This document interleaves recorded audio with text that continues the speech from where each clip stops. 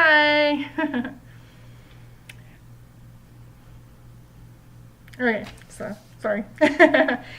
Today I want to talk about customer ratings. I think that this is a very important thing to share for anybody who's interested to do Uber Eats or someone who's new to it and you're experiencing negative customer feedback. So this is to share my perspective of that and my advice. So anyways, we'll get to it. So customers can rate thumbs up or thumbs down. There's not a star scale, so it's not like 3 stars or 4 stars or anything. It's just an up or down. And I think if it's an up, it just is kind of left as is. It's like, thanks. And you can add comments. And then if you do a thumbs down, it gives you a menu listing of reasons why you gave a thumbs down. And it's called feedback. So feedback is important if you want to get better, if you want to be successful at this. It is very important as well to be able to handle constructive criticism and also understand where that criticism is coming from. So you need to be able to identify if it's real criticism, or if it's someone who's just being passive aggressive, or if someone's just really angry and they want to hurt you. And this is a great way to hurt a driver. But the good news is that it's 1% and of the rating, and it doesn't matter that much. So in case if someone is being abusive with this system, it's just 1%, and 1% will not get you deactivated. I would be concerned though if you do have a lot of customers who are angry, who are acting out, or if you're getting a lot of negative feedback, continuous, and people are pretty friendly and you don't know why. That's alarming, and that's why I think feedback is really good. So you have to be able to classify the feedback accordingly, because some people are just going to be angry, or some people are just going to be mad, or some people are just not happy people. So yeah, I don't think I've ever ran into one of those people, just so you know. I just know that these people exist in the world, and but I haven't ever come across them delivering as customers before, so I personally don't have that specific experience, but I'm just putting it out there because I think it is possible for other people, and I do know other people have different experiences than me, so there's that. So, and as well as you need to be honest with yourself when you do get the feedback. Okay, so that's just like my little idea of what feedback is and the purpose of it. So it's not necessarily to bring you down. It's not to get you deactivated. It's really to help you get better and to know where your weaknesses are. Customers have the opportunity to get feedback, and yeah, that's about it. So I'm gonna share my experience with feedback and all that, and then how I handle it. So this is also what I would recommend if you're being discouraged from driving or delivering because you're getting negative feedback. So in my experience, I do get negative feedback kind of in waves, and I'll get like 2 or 3 in a short period of time. So in a few days, I'll probably get like 1 thumbs down a day, and it's jarring, it's disruptive, it's distracting, it's also irritating or frustrating, and it can also be confusing. So but the good news is if you're aware of each of your trips, and most trips are going to happen pretty seamlessly, like they're going to be really easy. There's not going to be a lot of hiccups. There's not going to be a lot of obstacles to overcome to deliver the food. It's pretty self-explanatory, and a lot of people are waiting for you. Like, they're watching you on the app. Like, so that's there. So people who are waiting for their food or their order, they know you're on your way. The only times that is not true is if somebody's ordering food for another person. That way, that person will not be able to watch you, and they may not even know that you're coming. So that's like a side note. So that's like an exception. So everything has an exception. So all rules have exceptions, right? So just keep that in mind. So this past weekend, I worked pretty hard, and I got a couple of thumbs down. And another thing is that if you're keeping, like, if you know which ones you had obstacles or where you didn't get to the door as efficient as possible, things like that, you're going to know if these people give you thumbs down. Why? Because they gave you thumbs down, period. Like, it doesn't even matter on the feedback. You know who it was. Because, like I said, this shouldn't happen all the time. There should be maybe one trip a day, or one trip out of 20 trips, one out of 30 trips is what I experience at most. I can go weeks. I've gone like the last month without even a thumbs down. And also, this rating is optional for customers. So just because you deliver and everything's smooth does not necessarily mean they're going to give you a thumbs up. They may just not even rate you. There's that. So it could just expire. Yeah. So just remember. So this is there. Also, the rating, these bad ratings will fall off after the 100th trip rates you. So once you do 100 plus more trips after it, depending on how many people rate you, depends on how fast it will fall, and it falls off and it's not there.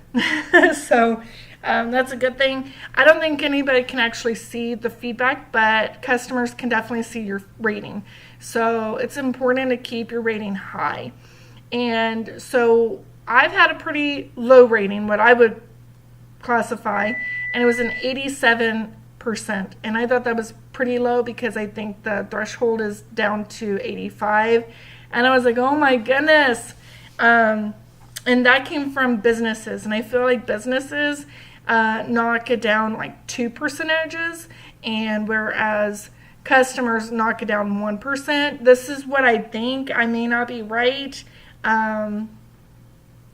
Yeah, I don't know. I don't know if it's actually each 100 trips, and it takes a percentage of the last 100 trips that rated, and so it will take off 3% or 1%. I'm not sure.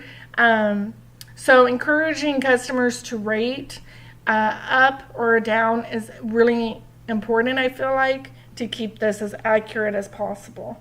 And so when I got down to 85 or 87, I was really worried, and because I don't want to be deactivated. I actually do enjoy this. This is fun, and I like helping people, and I see this as like doing somebody a favor, because we don't get paid a whole lot, and when I do get a big tip, I am really grateful, and I'm like, oh, thanks, like, really, because that really does help keep me on the road. It keeps gas in my tank and everything, just because we don't get paid that much per delivery, especially for those short ones. So so just keep that in mind. So yeah, I don't really know. This is just what I'm sharing. So what I experience, I don't know the algorithms. I don't know the ins and outs. I can't give that. This is just, I'm just sharing my experience. So if you're experiencing negative feedback, my advice is to keep driving. So when I got worried, I was like, oh my goodness, I don't want to get lower, And so what I did was I just worked on myself. I read the feedback, and usually you can tell where you messed up, because you messed up delivering the food. Like if you circle the apartment building multiple times, I know it can be difficult. There are excuses, but if you're truly wanting to get better and you're truly wanting to improve the customer's experience, you're going to not take this personal. You're going to digest it in a way that makes you maybe circle the building once instead of 2 times, right? So just to get better. As well as when you deliver more and more and more to the same apartment complex or to the same neighborhood, you're gonna get much more familiar with the layout or where things could possibly be. So that's just about it. So don't worry about it too much. We all make mistakes. I make plenty of mistakes, and the whole time I'm feeling horrible about it because I really want to do well, and I don't want this person to give me a thumbs down, but more so, I really want to just get the person their food as fast as possible. And because the sooner I get them their food, the better it's going to be for that customer. So that's what I think, and that's how I handle it. And I just really worked on my attitude, and I try not to seem tired, and I take care of myself, and I do what I need to do to be friendly to the person who I am delivering to. And I always say thank you, and I always give them, I hope they enjoy their meal, or they have a great night or a great day, and things like that. So it's just really important to check yourself and make sure that you're projecting what you want to the customer. So, because I do feel that can affect the rating or how this person might feel about you. As well as the customers, I don't think that they're trying to be menacing, to be honest. I think that they're really honestly looking at it and saying, this person could use some feedback, and not to get angry. I think the first time you see it, you're just like, what did I do? It's just delivering food. It's not that big of a deal, but it's really important for me to check my own attitude or my own belief on what I'm experiencing, like how I'm seeing it, and to improve the experience of the customer. First of all, it's gonna go a lot smoother the second time and the third time when you deliver to certain communities, as well as if you're having a difficult time at a restaurant. It may get better over time. You may just start learning the layout and also being nice to people who work in the restaurants, and not giving them attitude.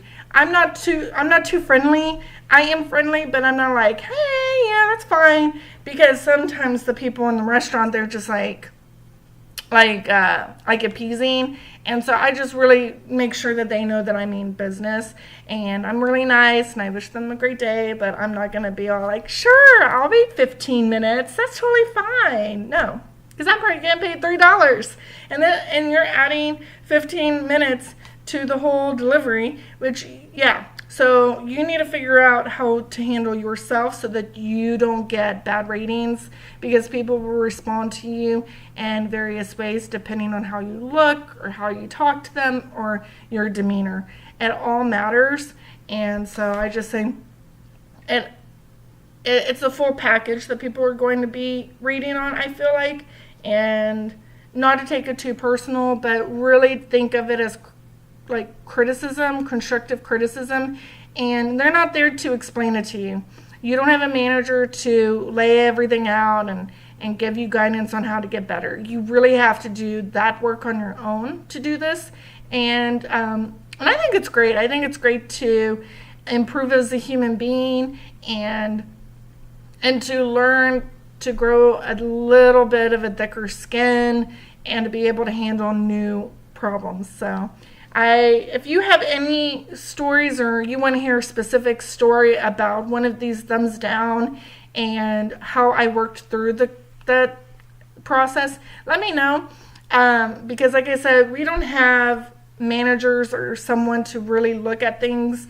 And I feel like we are community, and we really need to be helping one another to improve, because we do affect each other's experience.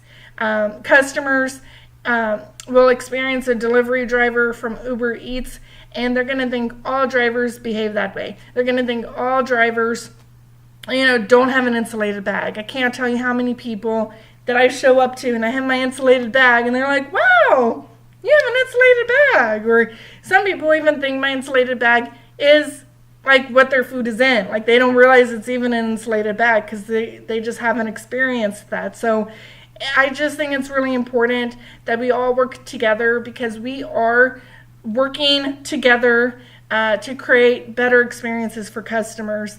And if we can help each other improve ourselves, it's going to make the entire experience better. We can't rely on anyone else to improve ourselves. And I really love working on myself and improving myself. And so that's why I like to do this. And I really want to connect with more drivers and see what they experience. So if you have any questions about this specifically, something that you feel like I didn't share, let me know.